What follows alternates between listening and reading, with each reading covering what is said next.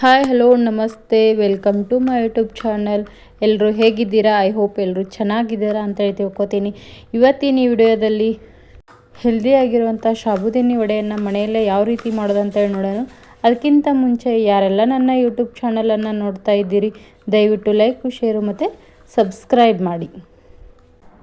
ಮೊದಲಿಗೆ ಇವಾಗ ನಾನು ಒಂದು ಪಾವು kg ಆಗುವಷ್ಟು ಸಾಬುದಾನಿಯನ್ನು ಒಂದು 4 ರಿಂದ 5 ತಾಸು ನೆನೆಸಿಟ್ಕೊಂಡಿದ್ದೀನಿ.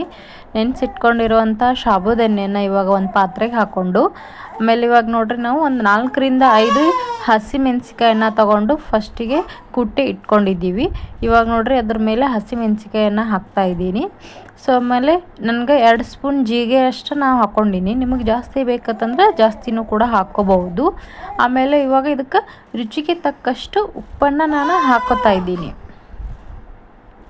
ರುಚಿಗೆ ನಿಮ್ಗೆ ಎಷ್ಟು ಬೇಕಲ್ಲ ಅಷ್ಟು ರುಚಿಗೆ ತಕ್ಕಷ್ಟು ಉಪ್ಪನ್ನು ಹಾಕ್ಕೋಬಹುದು. ಆಮೇಲೆ ನೋಡ್ರಿ ಇಲ್ಲಿ ನಾನು ಕಟ್ ಮಾಡಿ ಇಟ್ಕೊಂಡಿರುವಂಥ ಕೊತ್ತಂಬರಿಯನ್ನು ಕೂಡ ಹಾಕೋತಾ ಇದ್ದೀನಿ. ಇದಕ್ಕೆ ನಾವು ಎಷ್ಟು ಕೊತ್ತಂಬರಿಯನ್ನು ಜಾಸ್ತಿ ಹಾಕ್ತೀವಲ್ಲ ಅಷ್ಟು ಟೇಸ್ಟಿಯಾಗಿ ಬರುತ್ತೆ. ಸೊ ನೋಡ್ರಿ ಇವಾಗ ನಾನು ಇದಕ್ಕೆ ಫಸ್ಟ್ ಆಲೂಗಡ್ಡೆಯನ್ನು 1-2 ಆಲೂಗಡ್ಡೆನ ಫಸ್ಟಿಗೆ ಕುದಿಸಿ ಇಟ್ಕೊಂಡಿದ್ದೀನಿ. ಸೊ ಇವಾಗ ಇದನ್ನು ಪೂರ್ತಿಯಾಗಿ ಸ್ಮ್ಯಾಶ್ ಮಾಡಿ ನಾವು ಹಾಕ್ಕೊಂಡಿರುವಂಥ ಸಾಬುದಾನಿ ಪಾತ್ರೆಗೆ ಇದನ್ನು ಇವಾಗ ಹಾಕಬೇಕು. ಹಾಕಿ ಅಷ್ಟುವನ್ನು ನಾವು ನೀಟಾಗಿ ಹಿಟ್ಟನ್ನು ಯಾವ ರೀತಿಯಾಗಿ ಕಲಿಸ್ತೀವಲ್ಲ ಆ ರೀತಿಯಾಗಿ ಎಲ್ಲವನ್ನು ಕಲಿಸ್ಬೇಕು. ಯಾಕಂದರೆ ಕರೆಕ್ಟಾಗಿ ಇದು ಮಿಶ್ರಣ ಆಗಬೇಕಂತೇಳಿ. ಸೊ ಇದಕ್ಕೆ ನಾನು ಇನ್ನೊಂದು ಏನಂತಂದ್ರೆ ಶೇಂಗಾ ಪೌಡ್ರನ್ನು ಕೂಡ ಆ್ಯಡ್ ಮಾಡ್ತಾಯಿದ್ದೀನಿ.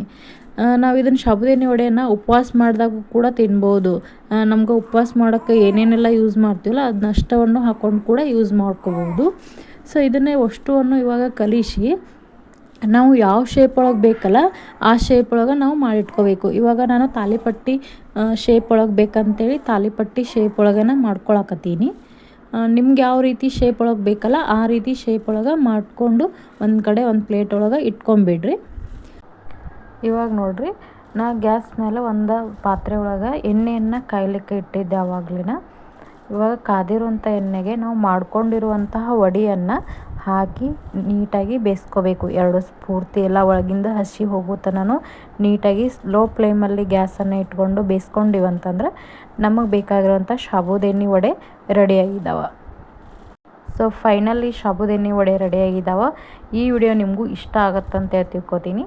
Thank you.